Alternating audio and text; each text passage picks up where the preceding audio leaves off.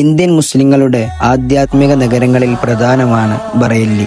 1856 ഉത്തർപ്രദേശിലെ ബറേലിയിലാണ് അഹമ്മദ് റസാ ഖാൻ ബറയല്ലി ഖദ്ദസല്ലാഹു സിർറുൽ അസീസ് എന്നവർ ജനിക്കുന്നത്. ഇന്ത്യ രാജ്യം കണ്ട ഏറ്റവും വലിയ ഇസ്ലാമിക പ്രബോധകരിൽ ഒരാൾ. ഖാദിരിയ, നഖ്ശബന്ദിയ, സുഹ്റവർദിയ, ചിശ്തിയ എന്നീ പ്രധാന സൂഫി സരണിയിൽ അവരുണ്ട്. അറബിയിലും ഉറുദുവിലും ഒരുപാട് ഗ്രന്ഥങ്ങൾ മഹാനവറുകൾ രചിച്ചിട്ടുണ്ട്. തഫ്സീർ, ഹദീസ്, ഫിഖ്ഹ്, തസവൂഫ്, അഖീദ, താരീഖ്, തജ്വീദ്, ഗണിതം, ഫിലോസഫി, ഗോളശാസ്ത്രം, ഭാഷകൾ എന്നീ നിരവധി വിജ്ഞാനങ്ങളിലായി 55 വിഷയങ്ങളിൽ ആയിരക്കണക്കിന് ഗ്രന്ഥങ്ങൾ രചിച്ചവരായിരുന്നു മഹാനവറുകൾ.